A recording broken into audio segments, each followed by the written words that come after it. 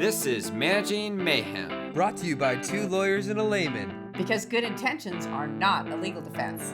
Wait, I'm sorry, they're not? Okay, well, let's get going then. Hello and welcome to Managing Mayhem with Patty, Jeff, and Jack. Is everyone else over caffeinated or just me? Just you. Oh, we're ready to go. Ready to go. Okay, good. Did everyone have a nice weekend and all the good things? Oh, it's amazing. All the good things. Boom, boom, ba boom. I'll tell you what we didn't stop doing was working, right? Checking emails, making phone calls. Oh, yeah. And that's become kind of the new norm. I was at Disney World checking my emails on the weekend, and I was like, why am I checking my email at all? The happiest right place now? on earth. I mean, Yeah. come on. What's going on? Yeah. Today we're going to talk about that off the clock work. And, I saw a billboard actually where unions wrote, unions spent decades trying to get people Saturdays and Sundays, and the cell phone took it away in 5 minutes. Yeah, Something and to then think about. it just said, damn you, AT&T. Yeah. Can you hear me now? I have no life. No, it's so true. And we've all heard this story before. And the reason why we're talking about it is for managers and supervisors in HR, it's a nightmare when we're talking about non-exempt employees. Your hourly employees working off the clock when they're not supposed to be. Nightmare, AKA illegal. Yeah. Sounds like it. And it's so simple. They just go home. They're sitting on their couch, responding to a couple work emails that their boss sent. Right. There's really no expectation that they're supposed to be working, but they're just trying to get ahead, see what's going on tomorrow. Right. And they're working. Yeah, and it doesn't feel like you are because you're just on your phone. It's like the same fingers are on all over my Instagram, so it's the same. It feels kind of the same sometimes. Exactly. It's a blur. Yeah. It's all a big digital blur, but ultimately some of it I'd like to be paid for. Right. Preferably all Okay. the time on Instagram.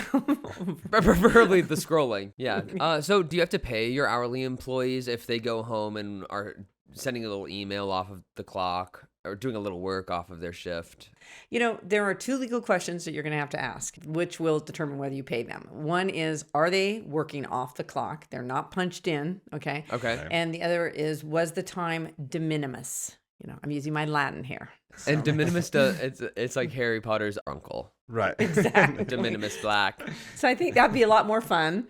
But I think we need to break those down because they do get confusing.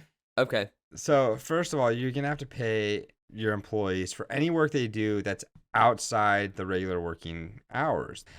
You have to pay if you knew or reasonably should have known that they were working. It really doesn't matter, even if you specifically prohibit it, and we'll talk about that in a moment, or if you say, hey, you can't do it, but they do it anyways, you're going to have to pay them.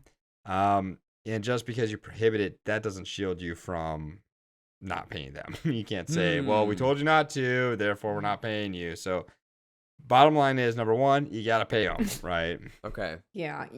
A lot of employers think, well, I put it somewhere that they shouldn't do it, so now they're volunteering it. It doesn't work that way. A lot of great volunteers just putting in an extra couple hours after work. Just a lot of people with anxious attachment style who cannot put the phone down and they just keep coming back.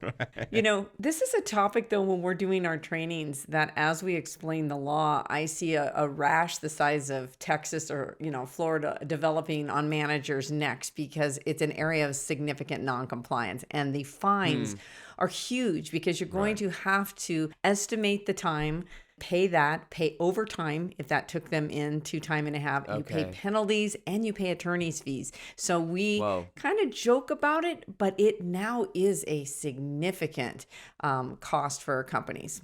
Well, especially when you have to backlog things, you have to pay when. Well, each violation is its own penalty, and so when you pass go, you have to pay. Yeah, bingo, bango, go. The thing about it is each penalty is for each violation, and so if it's every night they're doing it, and you got multiple employees doing it, that's just going to compound and it's going to get very expensive very quickly.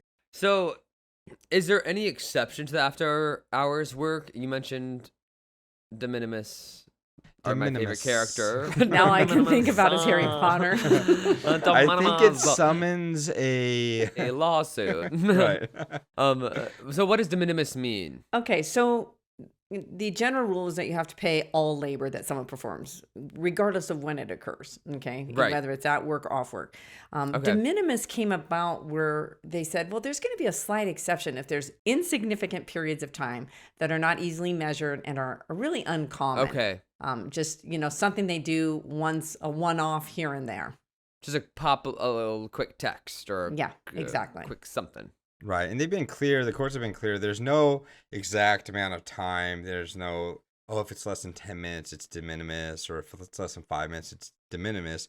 What they focus on, if it's not easily measured, that's kind of the first prong. And the reality is nowadays, everything is easily measured, as well as you can easily have employees clock in, clock out. Most companies, most of Patty's clients and my clients, they use time tracking apps. And so it's actually pretty easy to track the time, even if it is a minute or 2 minutes or even 30 You seconds. can see it and account for it. Right. Right. And as to the regularly occurring, that used to mean like, okay, they clocked out and oops, I forgot to turn the coffee off for the employer. I run back in, do it one time in 6 months. Big deal. No one's losing sleep. Right. In fact, some of those cases were like 1950s and they were talking about less than $1 worth of labor. You know what I mean? Something that was Okay. really a few, they didn't even have a measure of time. It was really insignificant. Right. But It was is de not. minimis. It was de minimis. Exactly. But it's not something that are ongoing texts and emails. That is regularly occurring for most companies. And so, and it's easily measurable. So frankly, de minimis isn't really working as a Right. defense for emails and texts off the clock. Okay. So that's a little bit de minimis is not a go-to thing for us now. Unless in it's a Harry this Potter modern character. world. Yeah. Unless we need de minimis Black to come save the day in the 8th book. Which I've been writing since I was 9. It is fan fiction and it is available online. A blog I have. will be honest, it is very good. So It's thorough. I think it rivals your potion book that you worked on since you were, Well, that's 8. that was a long work in progress, and that's just a companion book as well. So feel Yes. free to order both. They're both ebooks. They're huge. Okay, so what do employers do? How do you stop people from working off the clock, especially because it seems so common and easy now? Okay. So let's talk policies. Let's talk policy. about that So policy. exciting. Everyone has it, right? They should. So you're going to prohibit off the clock work completely for your hourly workers. They cannot perform any work if they're not clocked in. So that's the baseline. Okay. Right. And then if they do, you need to put in the policy that they're to immediately report that they worked off the clock for how long, and just estimate, even if they don't know the exact time. Right? Okay. Really So important that's as then well. the employee's responsibility to say. Yeah, you're putting that on the employee. Now, I'm responsible for monitoring my own off the clock work. this is just for the policy. Mm-hmm. Yeah. Okay. It doesn't shield you as an employer from, paying them for that time. But what you should do is say, if you happen to work off the clock, you got some call from a supervisor, Yeah. you need to immediately report it or track it in your app. We'll pay it. And if it wasn't authorized, you're going to discipline that employee. You want to prohibit it, but if they do it, pay it and then discipline. Exactly. Okay. But the other thing that we do advise managers and supervisors is also check yourself. So many times we see, because you're typically exempt, so there's no clock for you. You can work all hours of the night, and you're texting and emailing during those non-working hours all your non-exempt employees and asking them about files and about clients. And all of that is going to need to be paid for. And so what we recommend is kind of check yourself. Don't send those emails. Save them in a draft. Schedule send, or specifically state on the email not to be reviewed or responded to outside of the regular working hours. And I would put that in the subject line, not in the body of the email, because that also After plays- it's read. Right. At the very end. And don't text them. Don't text message people who are off the Yes. clock. I mean, Don't text me. stop it. The other thing is you have to pay them. So if you actually really need to call them, you can't find files or an equipment Right. piece is broken and you need their assistance, that is fine if you're paying them. So just make sure that you're telling them to add that to their timekeeping app and that Right. you're ensuring that you're checking that record, because there will be times that you need them to check an email or work on a project. right. That's not what we're talking about. We're talking about paying it. You're also going to have to monitor the employees. You can't stick your head in the sand. You're going to have to monitor to make sure people are leaving the work site, that they are not emailing and texting you after hours. And if they are, you need to go to them, educate them, coach them, pay them. And if they keep doing it, discipline them. Right. This happens to some really good employees. I mean, It's typically your best employees. right. They're the ones who want to be ahead. They want to work on the projects. They don't want to disappoint Right. their supervisor.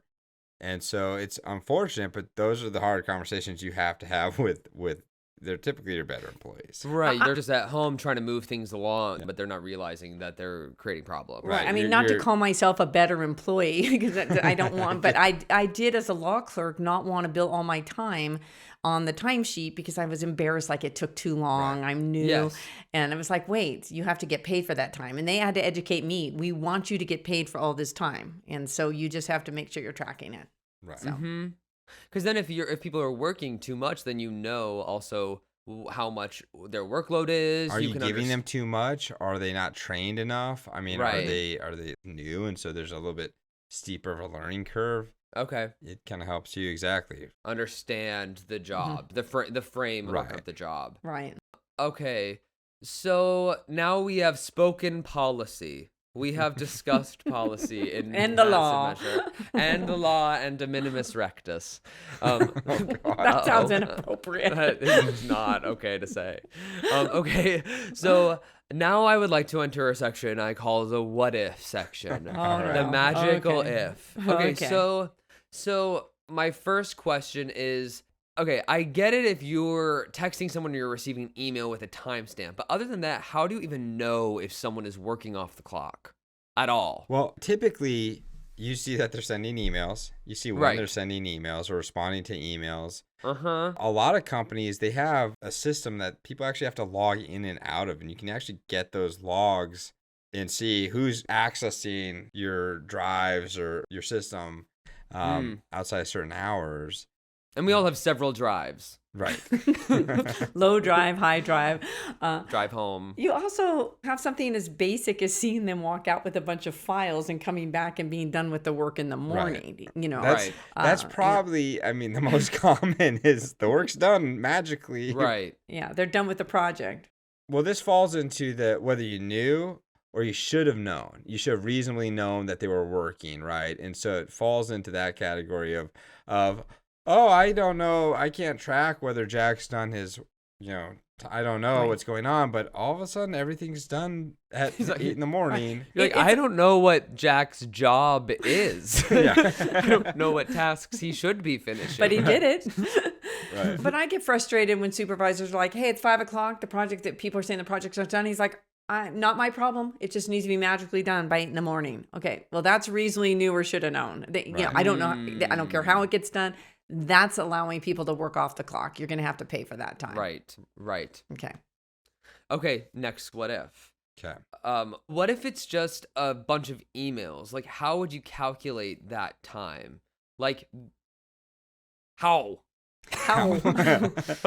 Best way to protect yourself is to have the employee estimate and record the time that they believe that took for them to read and send emails. Right. And so therefore later, if they say it took longer, you say, well, we asked them to estimate it and we relied on that. And that is what we paid. That is probably your best defense. Okay, so, but what if they say they worked like 10 hours on the email, or all of a sudden they have a full 40-hour schedule of at-home email sending based off of the hours they've given? Right. Jack's thinking this is a good system. This is a great business. Right. No, I mean, it's funny you asked this, but Patty and I have had to defend these cases where the employee comes in, they say, yeah, I spent hours doing these emails. I had to Right. read and review and research and respond. And so even though it looks like I received it, here, and then I sent it out here, it took me much longer. That's a great question. But the reality is you're going to have to pay it. You're going to pay it because that's the estimate. And then you're going to terminate or discipline, right? You're going to say, well, you worked 40 hours. Okay, thank you. Good luck at your next job. I mean, Right. That's Yeah. that was not in your job description that it Right. would be. We've told you what the limits of the job are. Right. Now, I will say that I have had situations, they're rare, where they're able to say, the person said, I was there for 40 hours over the weekend, and they have surveillance showing them there for 5 hours. And then they present that to them. Yeah. But I agree with Jeff that your best bet is if this person's going to be dishonest, pay what they've reported and terminate their employment. You don't want them working from you because they're actually stealing from you. Yeah. Right. Right. Because then there have to be times too where someone actually does have to do some research on an email, and there is going to be extra time. So, But they should get that pre-authorized by a supervisor. That's part of your policy to say you cannot work outside your regular shift unless you get pre-approval from a supervisor, and you're not authorized to work overtime unless you get pre-approval. Exactly. I'm creating a part-time job within my full-time job, which is nighttime email. Email in bed. Moonlighting for my own job. It's amazing. Well, the funny thing is, the defense is, I'm conducting a lot of research. I'm doing a lot of research. It's like research. I'm always is just, researching. What is it, right? It's anything. Yeah. So when you find that you have a problem, how Like far right back now do you when have you've to- listened to the pod, you're like, uh-oh. Uh-oh. Yeah. Yikes. I'm here. That rash is just growing. What is it with the rash? I hate People the get imagery stressed. of the rash. I guess I stress rash. do know 2 people who get stress rashes. I know Please a don't name their couple. names. Yeah. I won't. I know a lot. Everyone I interview in an investigation. Yeah, truly. I guess you see a lot more neck rashes, Right. stress rashes. Okay, enough of that. When you find out you have a problem, how far back do you have to pay? So under federal law, they look back 2 years. So they'll go back and calculate and have that employee estimate. 2 years? And 3 years if they feel that it was willful, that a supervisor, manager, the company knew the rule and they didn't do anything about it. So they can go up to 3 years back. Now, some jurisdictions Wow. go even back further. If you go That's 5 years. crazy. Yeah. And the problem is that you don't have any documentation as to how much they worked Right. over, and so it's all going to be an estimate. By the employee. And then going back to what Patty mentioned at the beginning, you got to calculate how much you owe. Did it trigger overtime? And then you're going to pay the penalties, attorney's fees. Oh, it's a lot of money that can accumulate in 2 years. So Wow. Okay. We're done. That's the what ifs. No more. No further questions. there are plenty more. Send them our way. But What I want managers, supervisors, and HR to really take away from this is that it's critical to educate your employees not to work when they're not clocked in. You want to be the good guy and say, we want to pay you for all time that you work, all labor you perform, but that has to be recorded. We can't pay you if you're working off the clock and not telling us what that time is. And what the hell you did. Yeah, exactly. Second of all, you don't get to work whenever you want to work. You have to get pre-authorization to work outside of your regular scheduled shifts. Okay. Exactly. Bottom line is train, pay, discipline if you got to do it. But if you got any questions, send us an email at admin@mnwlegal.com. We'd be happy to answer any of those questions about de minimis work, off the clock work. And again, de minimis is not a made-up Harry Potter character who I named and created an entire storyline about. Also, just know that next week is Juneteenth, so we will be taking the week off, and we will be back on the 26th. Sounds Yeah, great. so have a mayhem-free week, and we'll see you on the 26th. See you on the 26th. Bye. Lastly, thank you for listening to this week's episode. To receive the .25 SHRM PDCs, use activity code 24E9JCC. Have a great week, and we'll see you on the 26th. Managing Mayhem is presented by Management Northwest and Management Southwest and cannot be copied or rebroadcast without prior written consent. By listening to this podcast, you understand that we, or at least 2 of us, are lawyers, but we are not your lawyers. Therefore, nothing we say on the podcast should be taken as legal advice or considered to create an attorney-client relationship. It is solely meant for your educational and informational purposes. The podcast should not be used as a substitute for legal advice from an attorney licensed in your state. Please be aware that listening to lawyers can cause side effects such as migraine, self-doubt, and also may cure insomnia. But you know what? Trust your own judgment or you're not your mom.